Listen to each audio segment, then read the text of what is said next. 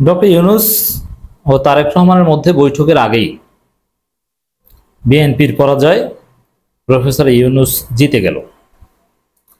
দর্শক, ইউনূস বিএনপি বৈঠক এটা ব্যর্থ হওয়ার সব বন্দোবস্ত হয়ে গিয়েছে।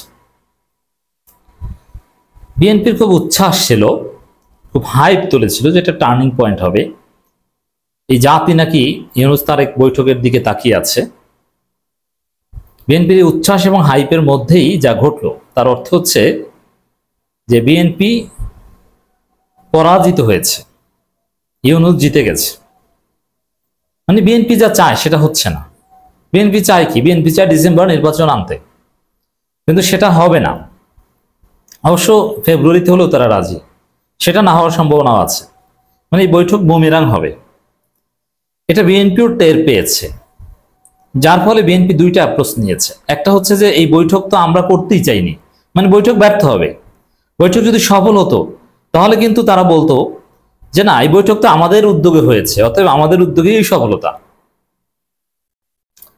এখন বিএনপি যেহেতু প্রচার করছে না, না এই বৈঠকে তো আমরা রাজি ছিলাম না, আমাদের অনুরোধ করে হাতে পায়ে ধরে রাজি করিয়েছে, অতএব বৈঠক সফল হওয়া ব্যর্থ হয় এতে আমাদের কিছু আসে যায় না।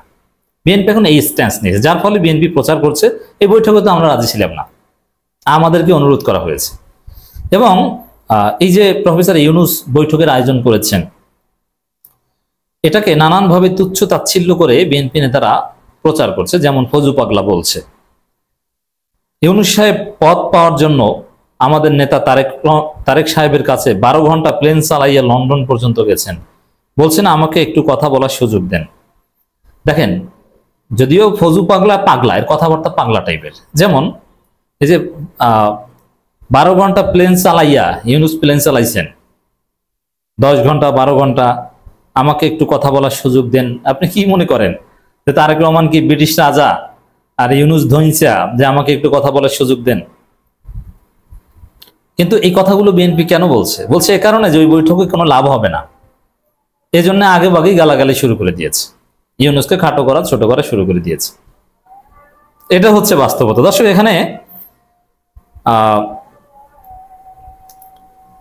যদি এই বৈঠকে আসলেই টার্নিং পয়েন্ট বা বিএনপির প্রত্যাশা পূরণ হতো, তাহলে এই বৈঠক চেষ্টাকে বিএনপি গ্লোরিফাই করত, কিন্তু তা না করে তুচ্ছ তাচ্ছিল্য করছে, ইউনূসকে অপমান করছে। এই ফজু পাগলার এই বক্তব্য, এটা যদি বিএনপির বক্তব্য হয়ে থাকে, এটা ইউনূসের জন্য অবমাননা করে। আর ইউনূস সাহেব তার ব্যক্তিত্বকে কেউ আঘাত করলে এটা সিরিয়াসলি দেখেন, এটা তিনি মাথায় রাখেন, নোট করে রাখেন। অতএব ইউনূসকে এই অপমান অপদস্থ করা, এটা ইউনূস ডেফিনেটলি মাথায় রাখবেন। এবং দেখেন, ওই বৈঠকে যে লাভ হবে না এবং ওই বৈঠক সুন্দরভাবে ভারত সফল হতে দিবে না, এজন্য ভারত তাদের প্রতিনিধি আমির খসরু মাহমুদ চৌধুরীকে পাঠিয়েছে। অথচ বৈঠক হওয়ার কথা 1 to 1, সেখানে আমির খসরু ঢুকবেন কেন? আরো ভারতের বিভিন্ন গোয়েন্দা সংস্থার লোকজন ওখানে অলরেডি সরব ভূমিকা পালন করছেন। এবং ব্রিটিশ প্রধানমন্ত্রীর সমর্থক বেড়ে গিয়েছে। ইউনূসের সাথে বৈঠক হচ্ছে না, এই জন্য এখন ব্রিটিশ প্রধানমন্ত্রী ভালো মানুষ আওয়ামী লীগের কাছে, অনেকের কাছে। কিন্তু ব্রিটিশ প্রধানমন্ত্রী আব্বাস ইউনূসকে স্যার স্যার বলছেন, ব্রিটিশ রাজা, এটা আবার তারা খেয়াল করেননি। দর্শক, তো বিএনপির পরাজয় দুইটা দিক থেকে। একটা হচ্ছে ওই যে আগেভাগে ইউনূসকে গালাগালি করছে, মানে এটা তারা জানে যে ওই তারেক রহমানের কথায় ইউনূস নড়বেন না। এর ফলে আরেকটা ঘটনা স্বরাষ্ট্র উপদেষ্টা ঘটিয়ে দিয়েছেন। তারেক রহমানের দেশে আসতে বাধা নেই, স্বরাষ্ট্র উপদেষ্টা। এটা তাৎপর্যপূর্ণ কথা। এর অর্থ কি? এর অর্থ হচ্ছে এটা যে তারেক রহমানের দেশে আসতে বাধা নেই। তা বাধা নেই, তারপর কেন আসছেন না? মানে ইউনূসও এটা বলবেন যে আপনার দেশে আসতে কোনো বাধা নেই, আপনার কি বাধা আমাদেরকে বলেন, সলভ করে দিই, আমি দায়িত্ব নিচ্ছি। এরপরে যদি তারেক রহমান দেশে না আসেন, তাহলে তারেক রহমান একটা ধরা খাবেন যে ইচ্ছা করে দেশে আসছেন, অপরাজনীতি করছেন, কাপুরুষ, দেশে আসার সাহস নেই, কোনো বাধা নেই, কোনো অনিশ্চয়তা নেই, কোনো ঝুঁকি নেই, তারপরে দেশে আসে না। বিএনপি বলুক ক্লিয়ারলি যে আমাদের এই ঝুঁকি, তার কারণে এই কারণে আসতে পারছেন না। স্বরাষ্ট্র উপদেষ্টা বলে দিয়েছেন কোনো বাধা নেই। তারেক রহমান ওয়াইফ বাংলাদেশ সফর করে গিয়েছে, একদম নির্বিঘ্নে, কোনো সমস্যা নেই, তারেক রহমানের ক্ষেত্রে কোনো সমস্যা হবে না। এখন তারেক রহমানকে যদি দেশে আসতে পারে তাহলে তারেক রহমান ব্যাটিং করতে নেমে আউট হয়ে যাবে, বোল্ড আউট হয়ে যাবে, কারণ তার নেতাকর্মীরা যা করছে এতে তারেক রহমানের মান সম্মান থাকবে না। এবং তারেক রহমান যাতে দেশে আসতে বাধ্য হন, আর দেশে না আসলে যাতে মানুষ তারেক রহমানকে সন্দেহ করে, এরকম একটা ব্যবস্থা সরকারের পক্ষ থেকে করা হয়েছে। তাহলে দেখবেন যে ইউনূস তারেক বৈঠকের পর সরকারি পক্ষ প্রচারণা চালাবে যে তারেক রহমানকে দেশে আসতে বলা হয়েছে, সব নিশ্চয়তা দেওয়া হয়েছে, তিনি আসছেন না।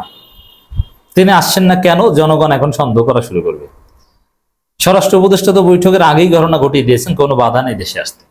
এই কথাটা বলাটা তারেক রহমান এই যে বৈঠকের একটা আকর্ষণ থাকবে যে দেশে আসবেন কি আসবেন না, ইউনূসকে কি বলেছেন, দেশে আসার সিদ্ধান্ত বিষয় কি, ওইটা আরেকটা আকর্ষণ থাকবে যে বাংলাদেশের ছেলে বাংলাদেশে এসে রাজনীতি করবে। ইউনূসের সাথে বৈঠক করতে হয় লন্ডনে, কেন ভাই? আপনার তো কোনো বাধা নেই দেশে আসার, আপনি ঢাকায় বৈঠক করেন, যমুনায় যান, তা আপনার কাছে যেতে হবে কেন? এতে তারেক রহমান একটা গেরা গলে পড়বেন, এটা বিএনপি আর একটা পরাজয় হবে, একটা কঠিন পরীক্ষার মধ্যে পড়বে। বিএনপি তুচ্ছতাচ্ছিল্য যতই করুক ইউনূসকে, যে 12 ঘন্টা প্লেন চালিয়ে লন্ডন গেছেন, আমাকে একটু কথা বলার সুযোগ দেন, ঠিক আছে, কথা বলার সুযোগ দিয়েছে, এখন আপনাকে দেশে আসার সুযোগ দিয়েছে, আসেন, না আসলে আপনি ধৈঞ্চা। আপনি কেন দেশে আসছেন না, এর কোনো জবাব তো দিতে পারছেন না। তো এই জায়গাটায় বিএনপি ধরা খাবে যে তারেক রহমান দেশে আসতে পারবেন না, তারপর সরকার জনগণ সবাই মিলে বলবে ইচ্ছা করে দেশে আসছেন না, ভারতের কথায় দেশে আসছেন না, লজ্জায় দেশে আসছেন না, এ কিসের নেতা, এর উপর জনগণ কিভাবে আস্থা রাখবে? এই বেকায়দায় বিএনপি পড়তে যাচ্ছে।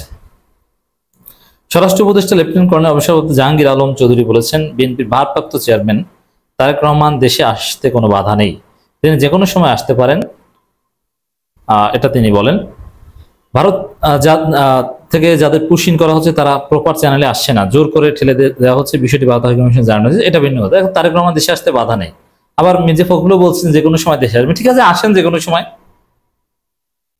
তো বৈঠকের ফলাফলের একটা দৃষ্টি থাকবে যে কবে দেশে আসার ঘোষণা দেন, না দিতে পারলে জনগণের নেতা হয়ে ওঠার যোগ্যতা নেই। কারণ বিদেশে বসে রাজনীতি করার কোনো প্রয়োজনীয়তা বা কোনো যুক্তি এখন নেই। বিএনপি চেয়ারপারসন উপদেষ্টা অ্যাডভোকেট ফজলুর রহমান বলেছেন, ইউনূস সাহেব যখন বাংলাদেশ সমস্ত পথ হারিয়ে ফেলছেন, উনি পথ পাওয়ার জন্য আমাদের নেতা তারেক রহমান সাহেবের কাছে 12 ঘন্টা প্লেন চালাইয়ে লন্ডন পর্যন্ত গেছেন, বলছেন আমাকে একটু কথা বলার সুযোগ দিন। তো এই যে ফজু পাগলাদের কথা, এর অর্থ হচ্ছে যে ইউনূস তারেক বৈঠক, ওটা বিএনপির কোনো প্রত্যাশা পূরণ হবে না বলেই বিএনপি এখন এটা বলছে। মানে বিএনপির বিরুদ্ধে, ইউনূসের বিরুদ্ধে বলতে হবে। খালেদা জিয়া বলছে যে ইউনূসের সাথে দ্বন্দ্বে জড়ানো যাবে না, অথচ এই দ্বন্দ্বে জড়ানোর মতো কথা বলছে ফজু পাগলা, খালেদা জিয়ার কথা শুনছে না। যাই হোক দর্শক, বিএনপি আর একটা ধরা খাওয়ার লাইনে আছে।